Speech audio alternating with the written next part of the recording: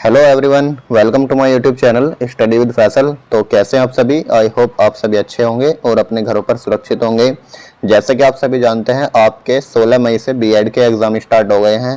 तो आप सभी के हेल्प के लिए मैं बीएड के प्रीवियस ईयर पेपर अपलोड करने वाला हूं। तो आज जो हम बीएड का प्रीवियस पेपर लेकर आए हैं वो है आपका बीएड फर्स्ट ईयर का, ठीक है। और ये आपका 2019 का पेपर है प्रीवियस, जिसका कोड है E102, जिसका नाम है पेपर का philosophical and sociological prospectives of education. तो जिन बच्चों का भी एग्जाम है 18 मई को, वो इसको जरूर देखें, इससे आपको बहुत बेनिफिट मिलेगा। देखिए, आपका जो पेपर आता है वो आपका 80 नंबर का आता है, ठीक है। आपको इसमें 3 आवर्स मिलते हैं करने के लिए, 3 घंटे का पेपर होगा और 80 मार्क्स का होता है। इसमें सेक्शन ए में होंगे सबसे पहले लॉन्ग क्वेश्चन। इसमें आपके 3 लॉन्ग क्वेश्चन आते हैं और 3 में ही 2-2 लॉन्ग क्वेश्चन आते हैं, यानी एक लॉन्ग क्वेश्चन आपको चॉइस में मिलता है, यानी 6 लॉन्ग क्वेश्चन आएंगे टोटल, 6 में से 3 करने होंगे। तो देखिए, सबसे पहला जो लॉन्ग क्वेश्चन है वो क्या है? What is education? What should be the aim of education in today's democratic period with reference to time and place? यानी शिक्षा क्या है आज के लोकतांत्रिक युग में, काल एवं स्थान के परिप्रेक्ष्य में शिक्षा के क्या उद्देश्य होने चाहिए। तो इम्पोर्टेंट क्वेश्चन है, ये हर बार पूछा जाता है। या तो आप ये करिए या अथवा में नीचे दिया गया है, या इस वाले क्वेश्चन को करिए। The psychology of Sankhya philosophy is more developed than modern psychology. Discuss this statement in the context of teaching. यानी सांख्य दर्शन का मनोविज्ञान आधुनिक मनोविज्ञान से अधिक विकसित है, शिक्षण के संदर्भ में इस कथन की विवेचना कीजिए। ठीक है, आपको एक लॉन्ग क्वेश्चन में 2 लॉन्ग क्वेश्चन मिलेंगे, या तो एक पहला कर दीजिए या अथवा वाला कर दीजिए। अब नेक्स्ट जो है लॉन्ग क्वेश्चन, ये देखिए दूसरा। What do you mean by modernization?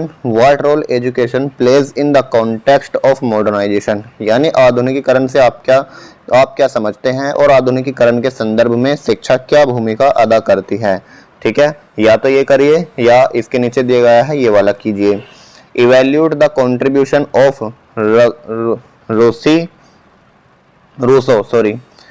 यानी रूसो का जो है कंट्रीब्यूशन आपको बताना है शिक्षा के क्षेत्र में क्या है। तो शैक्षिक चिंतन के रूप में रूसो की देन का मूल्यांकन कीजिए।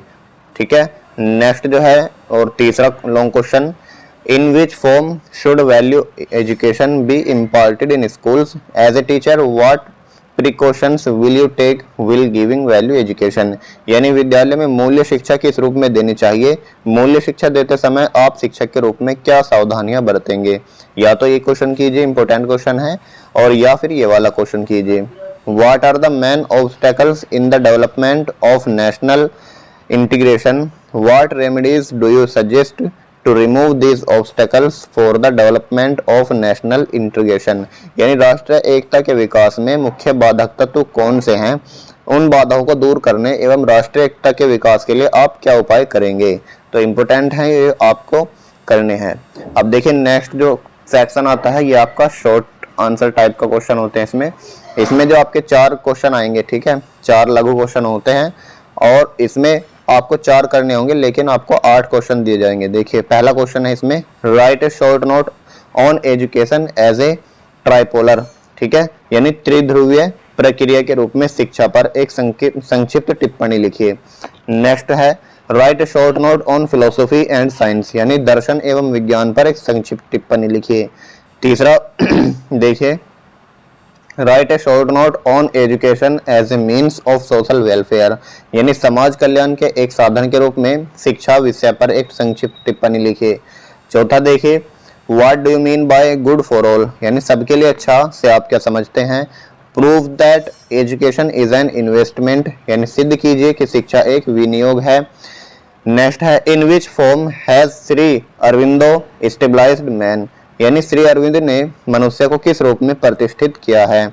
और नेक्स्ट है तुम्हारा छठा question, what are the main sources of value development, यानी मूल्य विकास के मुख्य स्रोत क्या हैं।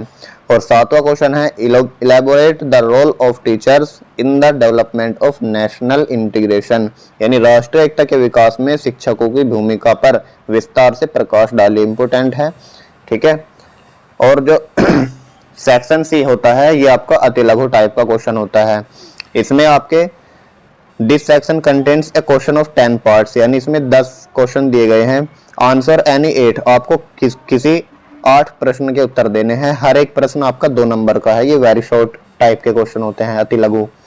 देखिए पहला क्वेश्चन है, who quoted education is a tripolar process, यानी किसने कहा शिक्षा एक त्रिध्रुवीय प्रक्रिया है।